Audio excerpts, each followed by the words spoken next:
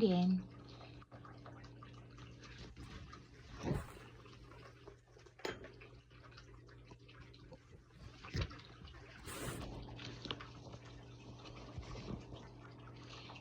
아주머니, 앤이 마릴라의 무릎에 앉아 두 손으로 주름진 얼굴을 감싸고는 진지하고 다정하게 눈을 바라보았다. 저는 조금도 변하지 않았어요. 정말이에요. 그저 가지를 치고 새 가지를 쳤을 뿐이에요. 초록 지붕 집에 있는 제 모습은 한결같아요. 제가 어디를 가든 겉모습이 어떻게 변하든 전 조금도 변하지 않아요. 마음속엔 항상 어린 앤이 있어서 마릴라 아주머니와 매튜 아저씨의 정겨운 초록 지붕집을 날마다 더욱더 사랑할 거예요. 앤은 젊고 싱그러운 뺨을 마릴라의 마른 볼에 비볐고 한 손을 뻗어 매튜 아저씨의 어깨를 쓰다듬었다.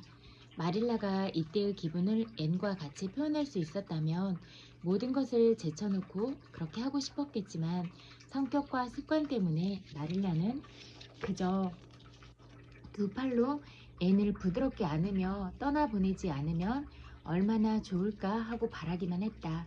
눈가가 촉촉하게 젖어오자 매튜가 자리에서 일어나 밖으로 나갔다.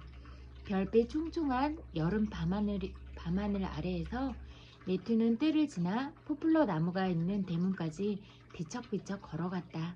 그렇지, 저 애를 저렇게 귀여워해주지도 못했지. 매튜는 만족한 듯이 중얼거렸다. 내가 가끔 잔소리를 했어도 결국 그 애가 그렇게 귀찮은 존재는 아니었지. 저 애는 영리하고 깨끗하고 무엇보다 애정이 있었어. 저 애는 우리에게는 축복이야. 스펜서 부인이 저지른 실수처럼 좋은 실수는 없을 거야. 하지만 이건 운으로만 말할 수 있는 문제가 아니야. 우리에게 저 아이가 필요하다는 걸 아셨던 전능하신 하느님의 뜻이었던 거지. 마침내 앤이 도시로 떠나야 하는 날이 왔다. 어느 화창한 9월 아침, 앤은 다이애나와 눈물을 흘리며 작별 인사를 하고 마릴라와는 눈물 없는 몸이 건조한 인사를 나눈 후 매튜와 함께 마차를 타고 길을 나섰다. 하지만 앤이 떠나자 다이애나는 눈물을 닦고 사촌 동생들과 함께 화이트 샌즈 바닷가로 소풍을 가 그럭저럭 슬픔을 달랜 반면 마릴라는 하루 종일 쓰라린 가슴을 안고 굳이 안 해도 될 일까지 찾아가며 지독하게 매달렸다. 그날 밤 잠자리에 들었을 때 동쪽 방에 이제는 활발한 딸의 모습이 없다고 생각하니 참을 수 없이 비참한 기분이 들어 베개에 얼굴을 파묻고 슬프게 울기 시작했다. 한편 앤과 그 밖의 에이버니 학생들은 제 시간에 샬롯타운에 도착한 후 서둘러 학교로 갔다. 첫날은 흥분이 도가니 속에서 지내고 모든 신입생들과 첫 인사를 하고 선생을 소개받고 반을 편성했다. 앤은 스테이시 선생의 권고대로 1년의 과정을 밟을 작정이었다. 길버트도 그러했다. 그것은 성적이 좋으면 교원 면허를 받기까지는 2년 걸리는 것을 1년에 따는 것이었다. 그러나 그 대신 공부도 괴로웠다. 다른 사람들은 그런 야심이 없었으므로 2년 과정을 잡고 만족하고 있었다. 앤은 50명의 학생들과 함께 교실에 들어갔을 때 참을 수 없이 쓸쓸해졌다. 그 중에 한 사람도 아는 사람이 없었다. 그렇지만 교실 저쪽에 있는 키가 큰 갈색머리의 소년은 문제였다. 앤은 그 소년을 알고 있다고는 하지만 별로 크게 도움되는 것은 아니라고 생각되어 비관했다.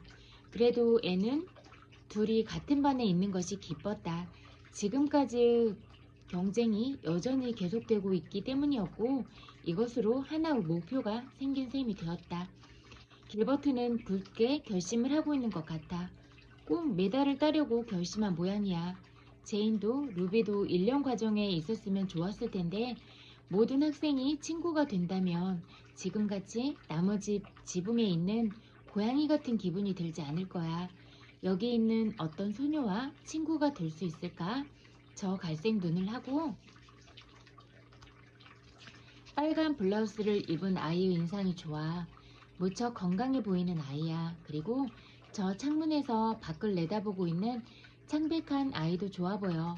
아름다운 머리를 하고 멋진 상상은 아래도 펼 수 있는 것 같은데 저 두 애와 친하고 싶어. 그러나 지금은 서로 모르는 사이잖아. 아, 쓸쓸해. 그날 밤 아직 저녁 노을이 가시지 않았을 때 자기 침실에 혼자 있던 애는 더욱 쓸쓸했다. 애는 다른 소녀들과 숙소가 달랐다. 애는 다이애나 아버지 큰어머니가 되는 조세핀 베리 아주머니가 알선해준 하숙집에 들렀다. 조세핀 여사는 베리 집에 왔을 때 애를 알았고 매우 마음에 들어 이번에 자기 집에 묵게 하고 싶었으나 학교에서 멀어져 애를 위해 일부러 하숙집을 골라주었다.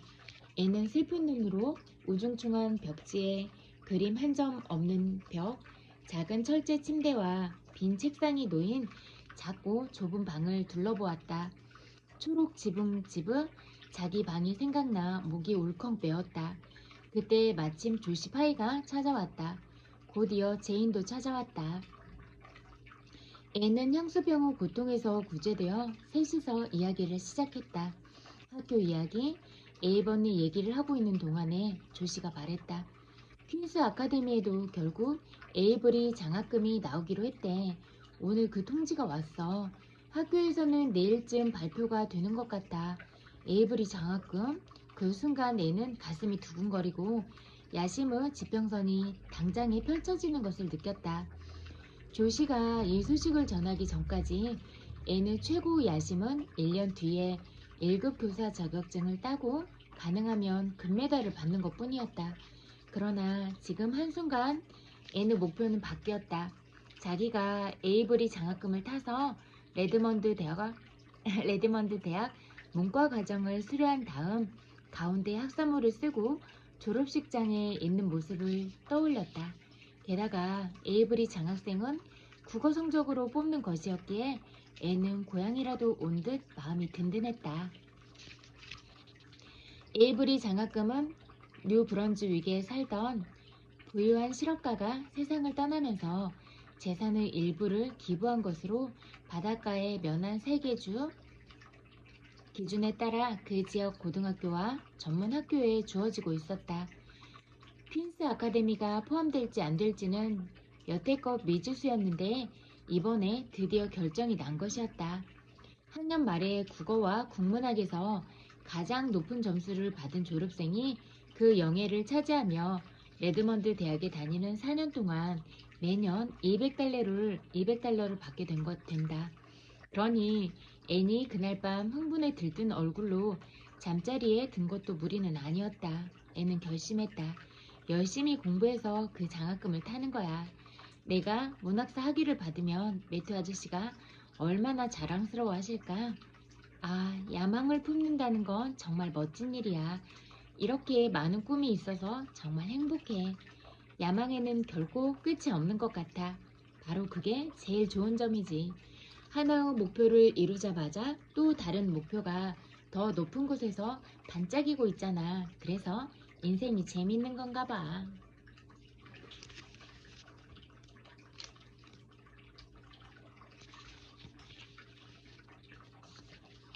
앤의 영광. 최종 시험 결과가 발표되는 날 앤과 제이는 함께 학교에 갔다. 제이는 웃음을 지으며 기쁜 듯 보였다. 하여튼 통과할 자신은 있었고 별로 힘든 목표도 없었으므로 그다지 불안한 기분으로 가책을 받는 일도 없었다. 그러나 애는 창백했고 말수도 적었다. 이제 10분 후면 메달과 장학금의 주인을 알게 되는 순간이 왔다. 너는 물론 메달이나 장학금 중 하나는 확실히 받게 될 거야. 제이는 교수들이 다른 결정을 내릴 만큼 불공정할 리가 없다고 생각했다. 앤이 입을 열었다. 에이블이 장학금은 틀렸어. 다들 에밀리 크레이가 받을 거라고 하던걸. 난 게시판 앞에서 걸어가 다른 아이들 앞에서 결과를 못 볼 것 같아.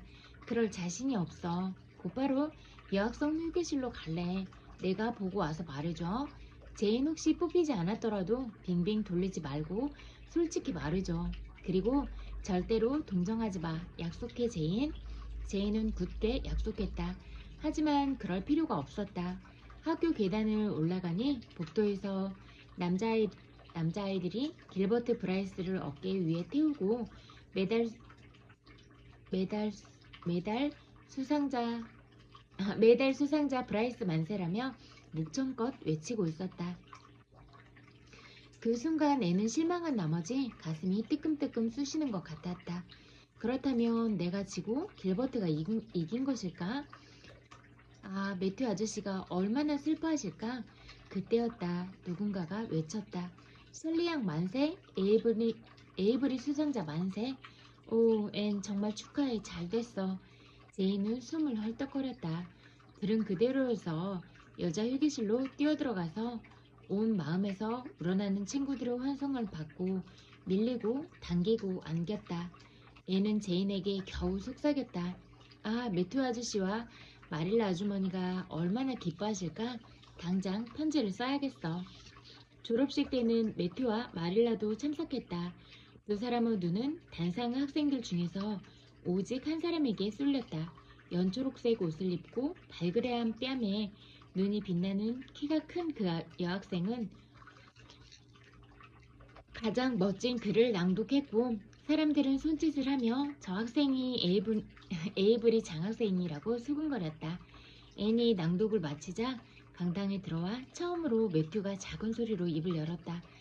저 애를 맡아 기르길 잘했지 마릴라? 그렇다고 예전에 벌써 말했잖아요. 지난 일 가지고 자꾸 짓궂게 굴기해요 오라버니. 두 사람 뒤에 앉아있던 베리 할머니가 앞으로 몸을 숙여 양산 끝으로 마릴라의 등을 쿡 찌르며 말했다. 앤이 자랑스럽지요? 나도 그렇답니다. 그날 저녁 앤은 매튜와 마릴라와 함께 에이번리로 돌아왔다. 다이애나가 초록 지붕 집으로 마중을 나와 있었다. 앤의 흰 창가에는 마릴라가 온실에 핀 예쁜 장미꽃을 꽂아 놓았다. 앤은 주위를 둘러보고 정겨운 분위기에 휘감겨 끊임없이 감탄사를 연발했다. 오, 다이애나 집에 돌아오다니 얼마나 좋은지 몰라. 게다가 너 얼굴을 볼 수 있게 되어 너무나 기뻐. 너는 정말 멋져. 앤, 에이브리 장학금을 탔으니 이제 학교 선생은 하지 않을 테지. 그래, 9월에 레드먼드 대학에 간단다. 멋지지? 3개월의 휴가를 마음껏 즐긴 다음에 다시 새로운 목표를 세울 거야. 제인과 루비는 교사가 될 거야.